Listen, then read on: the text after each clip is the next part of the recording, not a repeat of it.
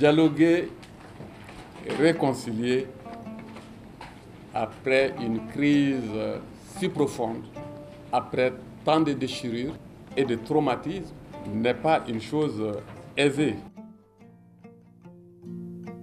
Le défi est très très grand et le résultat est très très important. Nous, on est là pour vous supporter. Et ce n'est pas seulement la délégation de l'Union européenne, il y a aussi les États membres.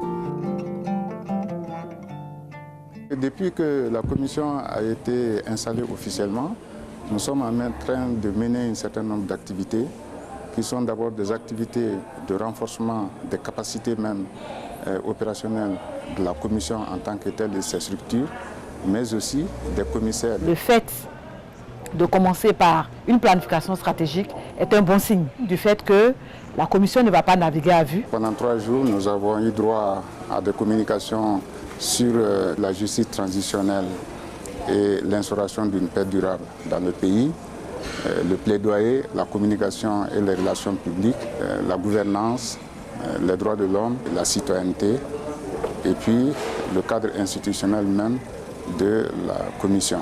Aujourd'hui, il s'agit, à partir de la justice transitionnelle, de voir quelles sont la valeur ajoutée que la Commission peut vraiment tirer.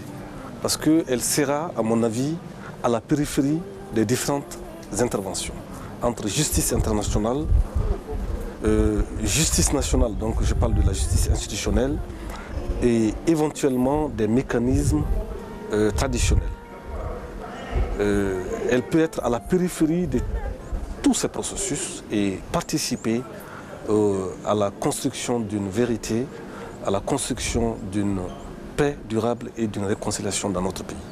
Nous avons dit qu'il faut un comité consultatif au niveau national qui va comprendre l'ensemble des partenaires techniques et les partenaires sociaux, qui prendront en compte les préoccupations, et au niveau régional et local des organisations qui, avec le démembrement, qui pourront accompagner la Commission. Ça, c'est très important parce que la Commission ne pourrait rien réussir elle seule.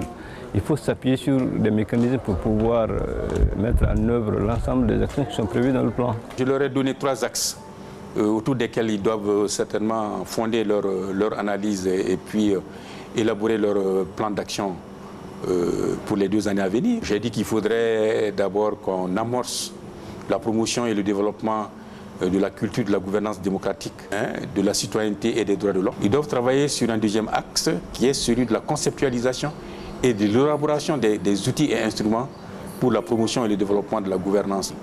Et le 3e axe que je leur ai également proposé, c'est l'axe qui porte sur la promotion et le développement des forces morales, des forces politiques et des forces sociales. La communication est l'outil, je dirais le socle de la réussite de cette commission. Et de la communication interne bien réussie dépendra la suite des activités.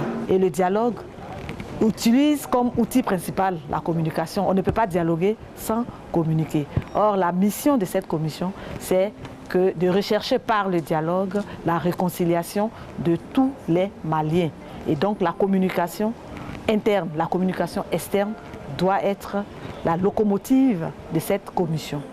Les débats étaient fort intéressants parce que la réaction des différents membres de la commission, cela dénote tout l'intérêt que les uns et les autres attachent à ces thématiques qui ont été développées. Tout le monde peut se réconcilier. Et le Mali pour nous qui venons de l'extérieur, est une nation assez cohérente, qui repose sur des valeurs. Tant qu'on n'arrivera pas à faire changer les Maliens et les Maliennes dans leur esprit, dans leur comportement, pour plus d'amour, pour plus de patriotisme pour notre cher pays, il n'y aura point de dialogue et de réconciliation. Je crois fortement parce que le Mali, par nature, est un pays de dialogue. Ceux qui sont pessimistes ne connaissent pas le Mali. Je suis très optimiste parce que c'est dans l'esprit des êtres humains qu'est née la guerre et les conflits. Mais c'est dans l'esprit aussi des êtres humains, comme l'a dit ces penseurs qu'on peut construire ou édifier la paix. La commission dialogue et réconciliation, c'est la commission de l'ensemble des Maliennes et les Maliens. C'est une commission où tout le monde a son mot à dire, où tout le monde a sa place. Toutes les contributions seront les bienvenues. Toutes les personnes ressources, tous les leaders d'opinion. Bref, chacun peut apporter sa petite pierre.